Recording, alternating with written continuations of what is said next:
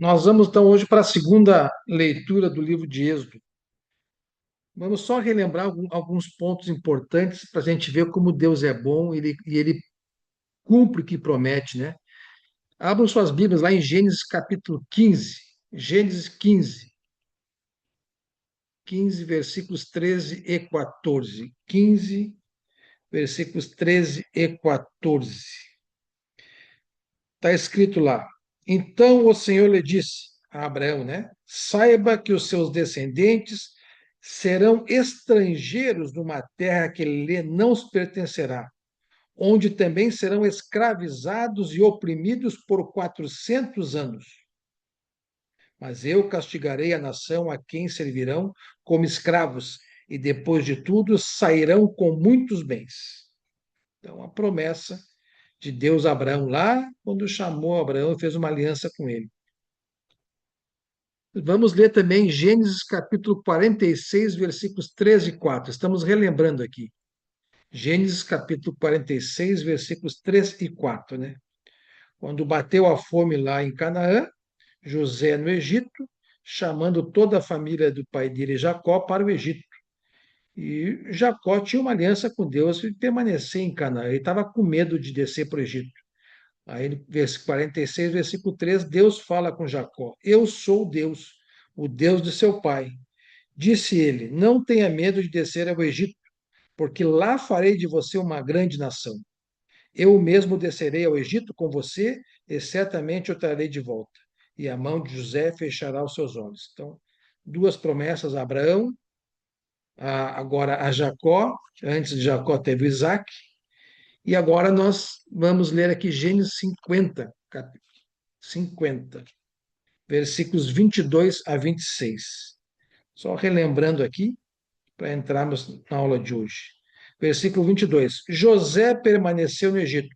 Jacó já havia falecido, né? José permaneceu no Egito com toda a família de seu pai. Então, seus 11 irmãos e toda a família, né?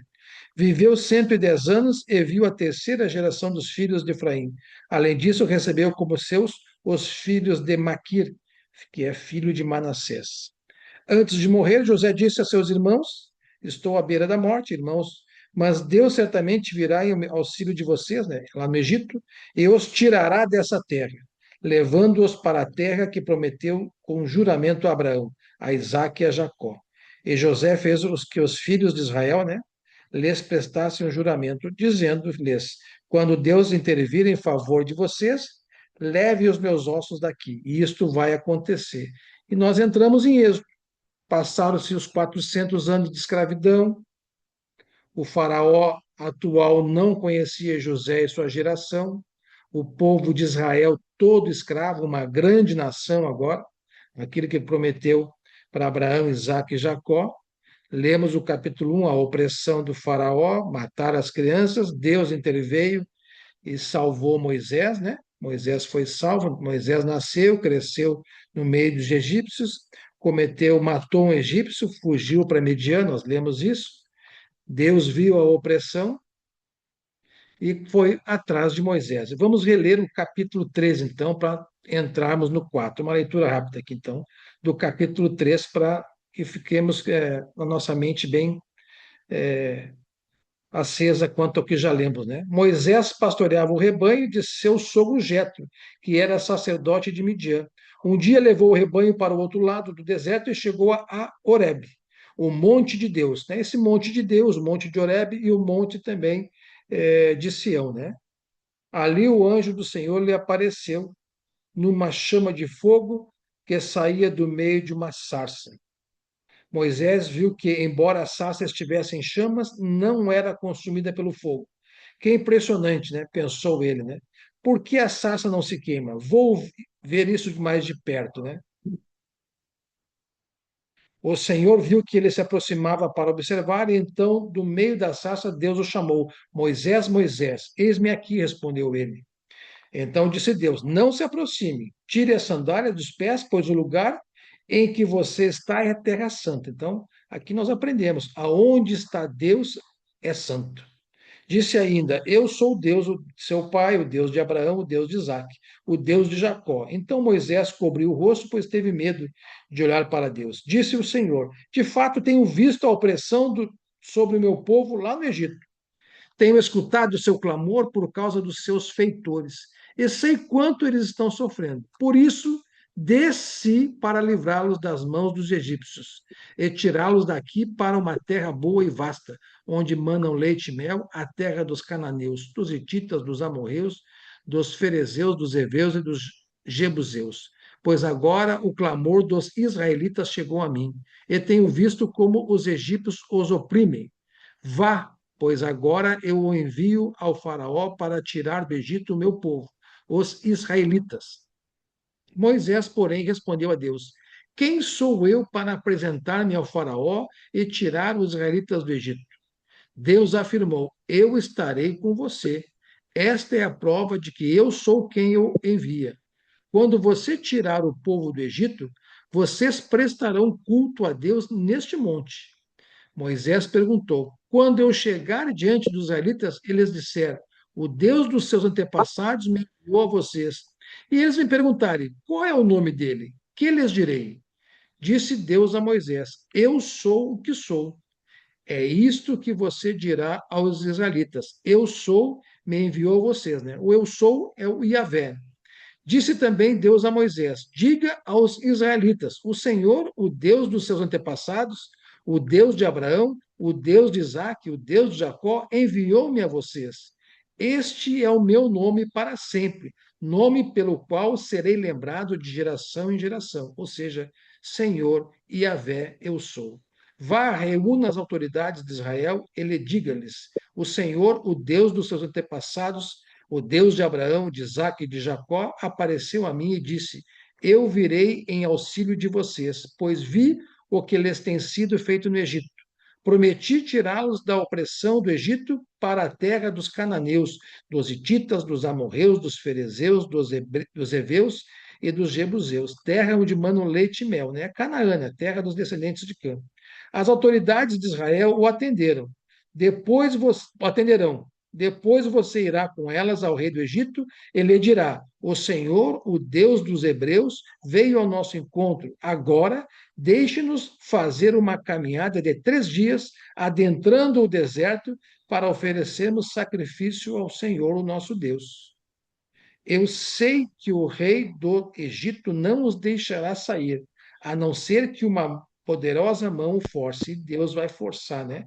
Por isso estenderei a minha mão e ferirei os egípcios com todas as maravilhas que realizarei no meio deles.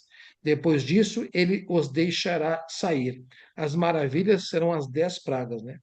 E farei que os egípcios tenham boa vontade para com o povo, de modo que quando vocês saírem, não sairão de mãos vazias. Aquela promessa feita a Abraão, né? O povo será escravo, mas não sairá de mãos vazias. Todas as israelitas pedirão às suas vizinhas e às mulheres que estiverem hospedadas em casa objetos de prata e de ouro e roupas que vocês porão em seus filhos e em suas filhas. Assim vocês despojarão os egípcios. Nós paramos aqui na quarta-feira passada. Então vamos agora entrar no capítulo 4, leitura de hoje.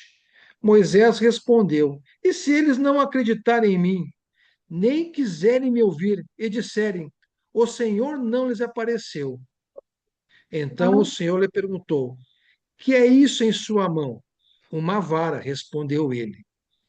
Disse o Senhor: Jogue-a no chão. Moisés jogou-a e ela se transformou numa serpente. Moisés fugiu dela, mas o Senhor lhe disse: Estenda a mão e pegue-a pela cauda. Moisés estendeu a mão, pegou a serpente e essa se transformou numa vara em sua mão. E disse o Senhor: Isto é para que eles acreditem que o Deus dos seus antepassados, o Deus de Abraão, o Deus de Isaque, o Deus de Jacó, apareceu a você. Então, aqui nós vemos que nós vamos perceber que a vara vai ser um instrumento de trabalho de Moisés. Nós vamos ver na leitura esse instrumento de trabalho para Moisés. Versículo 6: Disse-lhe mais o Senhor: coloque a mão no peito. Moisés obedeceu e, quando a retirou, ela estava leprosa, parecia neve. Ordenou depois: agora coloque de novo a mão no peito. Moisés tornou a pôr a mão no peito e, quando a tirou, ela estava novamente como o restante da sua pele, né? Aqui nós vemos, então, o Senhor tem poder para ferir e para curar. Nós vamos ver isso ao longo da história também. Versículo 8: prosseguiu o Senhor: se eles não acreditarem em você, nem derem atenção ao primeiro sinal miraculoso, acreditarão no segundo. E se ainda assim não acreditarem nesses dois sinais, nem lhe derem ouvidos, tire um pouco de água do Nilo e derrame-a em terra seca. Quando você derramar essa água em terra seca, ela se transformará em sangue. Aqui nos mostra que o Senhor tem poder até para ferir o Egito através do Nilo. Nilo é um rio, é um ato sagrado para os egípcios, né? Nós vamos ver no livro de Êxodo a batalha de Deus contra os deuses que não são Deus, né? Do Egito, e Deus mostrando que ele é o Deus verdadeiro. Versículo 10: disse, porém, Moisés ao Senhor: o Senhor nunca, ó Senhor, nunca tive facilidade de falar, nem no passado, nem agora que falaste a teu servo. Não consigo falar bem. Moisés se esquivando, né? Disse-lhe o Senhor: quem deu boca ao homem? Quem o fez surdo ou mudo? Quem lhe concede vista ou torna cego? Não sou eu o Senhor? Agora, pois, vá, eu estarei com você, ensinando-lhe o que dizer. Respondeu, porém, Moisés: ah, Senhor, peço-te que envies outra pessoa. Moisés se esquivando ainda, não aprendendo até aqui, e nós temos que aprender. Deus não escolhe as pessoas capazes para servir no reino. Deus escolhe as pessoas e capacita as pessoas para servir. Nós somos capazes graças a Deus, não por méritos nossos, né? Então Deus aqui vai provar Abraão, para Moisés, que ele vai capacitar Moisés. Então o Senhor se irou com Moisés, ele disse: você não tem o seu irmão Arão, o levita? Eu sei que ele fala bem. Ele já está vindo ao seu encontro e se alegrará ao vê-lo. Você falará com ele e ele dirá o que ele deve dizer. Eu estarei com vocês quando falarem e lhes direi o que fazer. Assim como Deus fala aos profetas, e os profetas falam à humanidade, né, ao povo, né? Você falará a seu irmão, e ele será o seu porta-voz diante do povo. Eleve na mão esta vara, com ela você fará os sinais miraculosos. Então, a vara é uma prova que Deus intervirá na vida de Moisés pela vara, né? Deus intervindo na vida de Moisés. Todas as ações de Moisés são ações de Deus. Versículo 18. Depois Moisés voltou a Jetro, seu sogro, e lhe disse: preciso voltar ao Egito para ver se meus parentes ainda vivem. Jetro, seu sogro, lhe respondeu: vá em paz. Ora, o Senhor tinha dito a Moisés em Midian: volte ao Egito, pois já morreram todos os que procuravam matá-lo, né? Quando Moisés fugiu do Egito, porque assassinou um egípcio, o faraó queria matá-lo, mas todos morreram, né? Então Moisés levou sua mulher e seus filhos montados no jumento, né? Os filhos de Moisés são Gerson e Eliezer, e partiu de volta ao Egito. Levava na mão a vara de Deus. Disse mais o Senhor a Moisés: quando você voltar ao Egito, tenha o cuidado de fazer diante do Faraó todas as maravilhas que concedi a você o poder de realizar. Mas eu vou endurecer o coração dele para não deixar o povo ir. Depois diga ao Faraó, versículo 22, depois diga ao Faraó que assim diz o Senhor: Israel é o meu primeiro filho, e eu já lhe disse que deixe o meu filho ir prestar-me culto. Você não quis deixá-lo ir, por isso matarei o seu primeiro filho. Então, um pequeno comentário desse versículo 22 e 23. Aqui Deus estabelece com Israel, né? Estabelece Israel como filho primogênito, né? O primeiro filho de Deus, exigindo que o faraó o liberte para adoração. A recusa do faraó resultaria na morte de seu próprio primogênito, destacando o juízo divino, a aliança de proteção e a sabedoria de Deus sobre o Egito. No versículo 22, quando ele fala Israel é meu filho primogênito, meu primeiro filho, esta frase destaca a relação especial e de aliança entre Deus e Israel. Começou lá com Abraão. O primogênito tinha posição de honra, herança e liderança na família. Deus está reivindicando o seu povo como sua propriedade exclusiva, né? Deus, esse povo é meu. Não tenho por que ser escravo do egípcio, né? E nós vemos na nova aliança que graças ao povo de Israel, onde veio a salvação primeiro, chegou a todos nós por Jesus Cristo. Versículo 23, ameaça de morte ao primogênito. Faraó é ordenado a libertar Israel. A morte do primogênito do Faraó é a consequência direta da recusa de libertar o primogênito de Deus. Isto mostra que, ao oprimir Israel, o Faraó estava desafiando o próprio Deus, o que resultaria na perda do seu próprio herdeiro. Uma prefiguração da 10ª praga. Voltando à leitura aqui, versículo 24, agora uma parte um pouco difícil, mas vamos tentar explicar aqui então. Numa hospedaria, ao longo do caminho, o Senhor foi ao encontro de Moisés. O Senhor ao encontro de Moisés e procurou matá-lo. Mas Zípora pegou uma pedra afiada, cortou o prepúcio de seu filho e tocou os pés de Moisés. E disse: Você é para mim um marido de sangue. Ela disse marido de sangue, referindo-se à circuncisão. Nessa ocasião, o Senhor o deixou. Então, o Senhor deixou. Ele tinha a intenção de matar Moisés, como a esposa interveio e circuncidou o filho, ele deixou de querer matá-lo. Uma breve explicação desses dois versículos, então. Aqui relata um episódio enigmático onde Deus procura matar Moisés no caminho para Egito. O motivo provável foi a negligência de Moisés em circuncidar seu filho. Moisés é um israelita. A aliança com Abraão teve a circuncisão, o mandamento.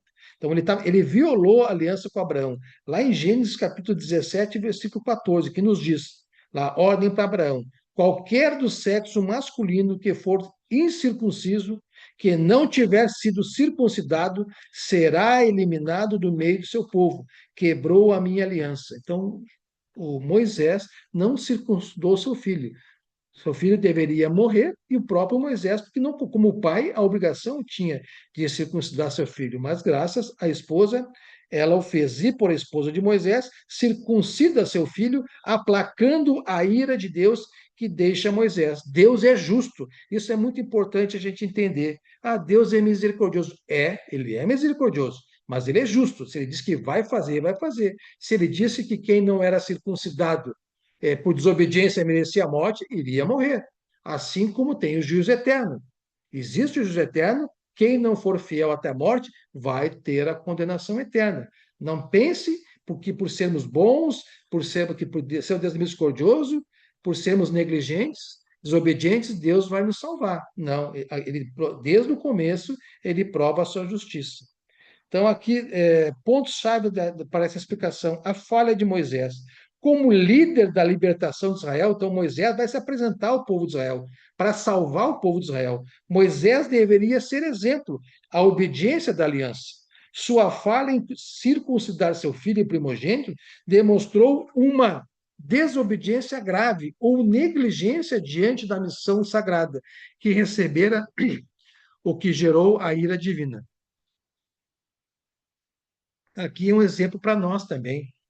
Nós, como cristãos, temos que ser exemplos dentro do meio da Igreja de Cristo e também para os de fora. A intervenção de Zípora. Percebendo o perigo, Zípora agiu rapidamente, usando uma faca de sílex para circuncidar o menino. Ela tocou os pés, né, de Moisés com o prepúcio, simbolizando a renovação da aliança. Olha, agora Moisés está aliança cumprida. Marido de sangue. Zípora chama Moisés de marido de sangue, ou noivo de sangue, algumas versões, indicando que o sangue da circuncisão salvou a vida de Moisés, cumprindo a exigência divina.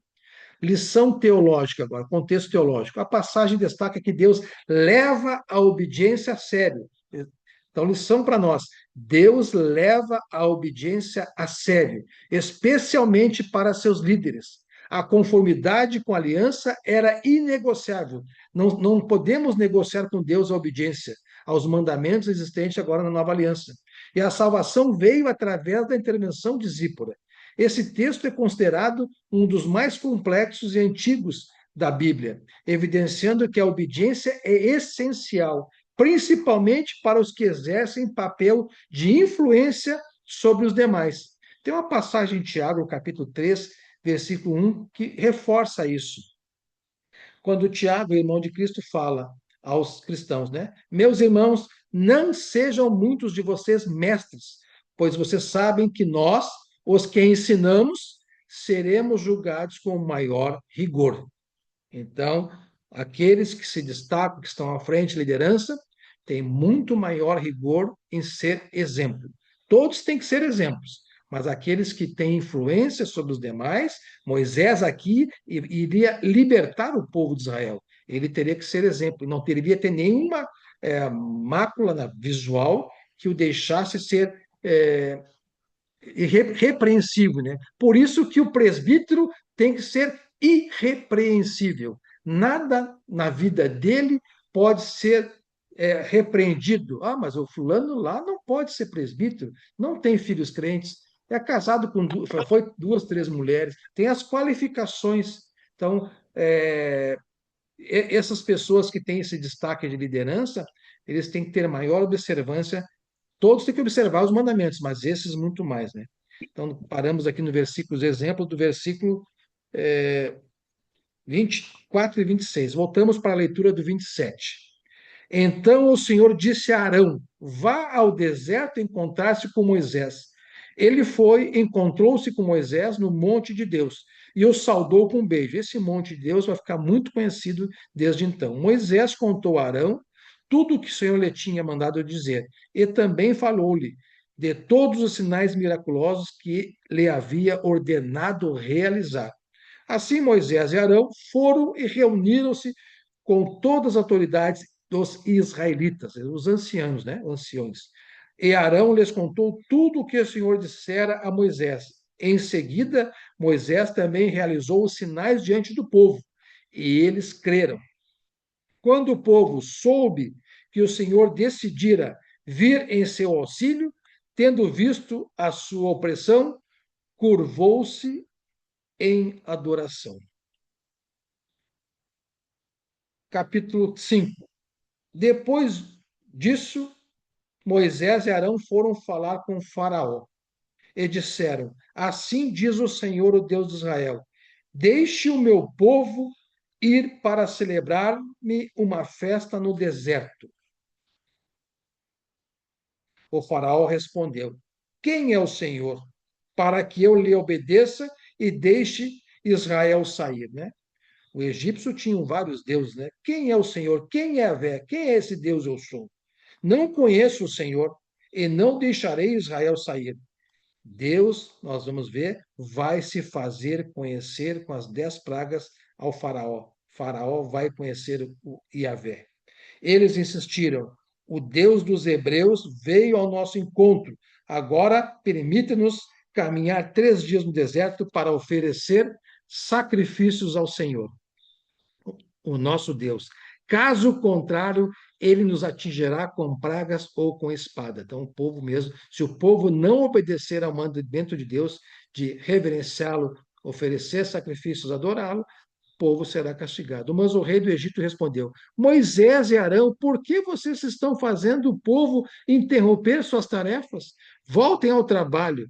E acrescentou: essa gente já é tão numerosa e vocês ainda os fazem parar de trabalhar? No mesmo dia, o faraó deu a seguinte ordem aos feitores e capatazes responsáveis pelo povo: não forneçam mais palha ao povo para fazer tijolos, como faziam antes.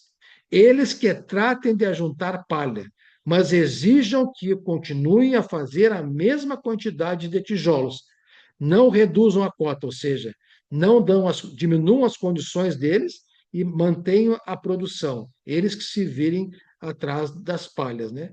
São preguiçosos e por isso estão clamando: iremos oferecer sacrifícios ao nosso Deus. Aumentem a carga de trabalho dessa gente para que cumpram suas tarefas e não deem atenção a mentiras, né? A mentiras, uma ideia de libertação do povo da escravidão. E é uma ideia que é uma ideia verdadeira e Deus vai cumprir. E aqui nós vemos, né, que os planos de Deus não podem ser frustrados, que mesmo que possa acontecer coisas piores no começo, mas as coisas ao final chegarão de bom êxito. Nós lembramos de José, né? O que José passou até ser o segundo homem do Egito e libertar o povo dele da fome. Então, aqui, o povo do Egito vai sofrer antes de ter a libertação. Os feitores, os capatazes foram dizer ao povo: assim diz o faraó, já não lhes darei palha. Saiam e recorram-lhe onde puderem achá-la, pois o trabalho de vocês em nada será reduzido. O povo então espalhou-se por todo o Egito a fim de ajuntar restolho em lugar de palha. Enquanto isso, os feitores os pressionavam, dizendo: completem a mesma tarefa diária que lhes foi exigida quando tinham palha. Os capatazes israelitas, indicados pelos feitores do Faraó, eram espancados e interrogados, porque não completaram ontem e hoje a mesma cota de tijolo nos dias anteriores, ou seja, o povo já não estava mais cumprindo a cota diária, né? Então os capatazes israelitas foram apelar para o faraó. Por que tratas os teus servos dessa maneira? Nós, os teus servos, não recebemos palha, e contudo nos dizem, façam tijolos. Os teus servos têm sido espancados, mas a culpa é sua, né?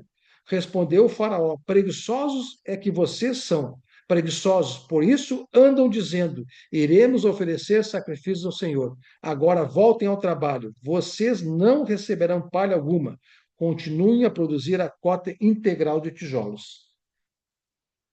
Os capatazes israelitas se viram em dificuldade quando eles disseram que não poderiam reduzir a quantidade de tijolos exigida a cada dia. Ao saírem da presença do faraó, encontraram-se com Moisés e Arão, que estavam à espera deles. Eles disseram: o Senhor os examine e os julgue. Vocês atraíram o ódio do faraó e dos seus conselheiros sobre nós. Eles puseram nas mãos uma espada para que nos matem. Moisés voltou-se para o Senhor e lhe perguntou: Senhor, por que maltrataste este povo? Afinal, por que me enviaste desde que me dirigi ao Faraó para falar em teu nome?